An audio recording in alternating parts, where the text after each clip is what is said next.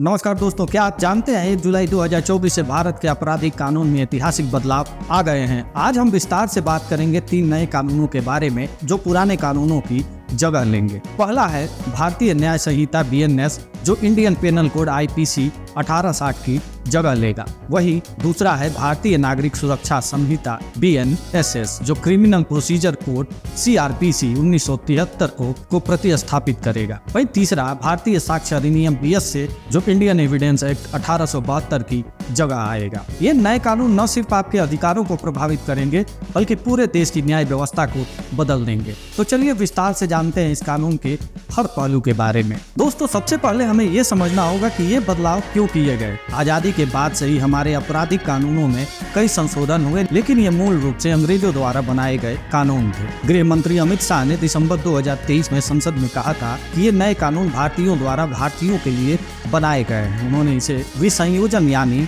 डिकोलाइजेशन का एक कदम बताया। हालांकि कई कानूनी विशेषज्ञों का मानना है कि ये नए कानून पूरी तरह से पुराने कानून को बदलते नहीं है बल्कि उनमें महत्वपूर्ण परिवर्तन करते हैं। नए अपराध और उनके निहितार्थ। पहला है धोखे से यौन संबंध BNS क्लास 69। यह एक नया प्रावधान है जो IPC में नहीं था। इसके तहत अगर कोई शादी या झूठा वादा करके नौकरी या प्रमोशन का लालच देकर या अपनी पहचान छुपाकर किसी के साथ यौन संबंध बनाता है तो उसे 10 साल तक की जेल और जुर्माना हो सकता है। यह कानून विशेष रूप से महिलाओं की सुरक्षा के लिए बनाया गया है, लेकिन कुछ आलोचकों का कहना है इससे सहमति से बने रिश्ते को भी अपराध माना जा सकता है या लव जिहाद जैसे विवादास्पद मुद्दों को बढ़ावा दे सकता है। वहीं दूसरा जो है जाति या समुदाय आधारित हत्या BNS क्लास 103। यह पहली बार है जब जाति, नस्ल या समुदाय के आधार पर की गई हत्या को एक अलग अपराध माना गया है। सुप्रीम कोर्ट ने लिंचिंग के लिए अलग कानून बनाने का निर्देश दिया था। यह प्रावधान उस निर्देश का परिणाम है। इस कानून से उम्मीद की जा रही है कि हाल के वर्षों में बढ़ रहे नफरत की अपराधों पर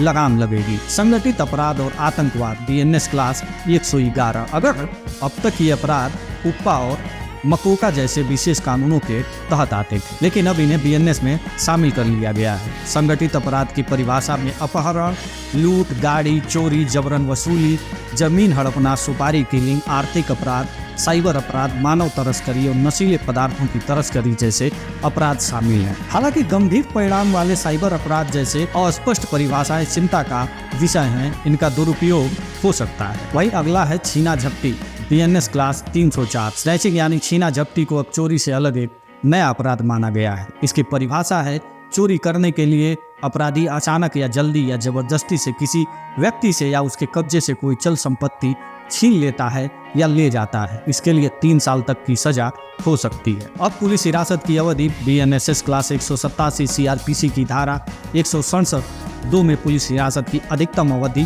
15 दिन थी। अब BNSS की धारा 187(3) में यह अवधि बढ़ाकर 90 दिन की कर दी गई है। लेकिन मानवाधिकार कार्यकर्ताओं का कहना है कि इससे हिरासत में यातना और जबरन इकबालिया बयान लेने का खतरा बढ़ सकता है। मुकदमों की समय सीमा। BNSS में विभिन्न प्रकार के मुकदमों के लिए समय सीमा तय की गई है। उदाहरण के लिए बलात्कार के मामले में 6 महीने में सुनवाई पूरी करनी होगी। अन्य यौन अपराधों में 4 महीने, बाल यौन शोषण मामले में 6 महीने, पुलिस या CBI द्वारा जांच में 180 दिन। यह प्रावधान न्याय में देरी को कम करने के लिए लाया गया है। पीड़ित के अधिकार। 7 साल या उससे अधिक सजा वाले मामलों में सरकार केस वापस लेने से पहले पीड़ित की बात सुनेगी। यह पीड़ित केंद्रित न्याय व्यवस्था की दिशा में एक महत्वपूर्ण कदम है। गैर हाजिरी में मुकदमा। अब अभियुक्त की गैर मौजूदगी में भी मुकदमा चलाया जा सकता है। यह प्रावधान UPA में पहले से मौजूद था, लेकिन अब इसे सामान्य आपराधिक कानूनों में लाया गया है। जमानत के प्रावधान में बदलाव। BNSS ने वैधानिक जमानत के प्रावधान को हटा दिया है। अगर किसी व्यक्ति पर 1 से अधिक अपराध का आरोप है तो CRPC में यह प्रावधान था कि अगर कोई व्यक्ति अपराध के लिए निर्धारित अधिकतम सजा का आधा समय जेल में बिता चुका है तो उसे जमानत मिल सकती है। सकारात्मक बदलाव। सामुदायिक सेवा। छोटे अपराधों के लिए जेल की जगह सामुदायिक सेवा की सजा दी जा सकती है। यह कदम जेलों में भीड़ कम करने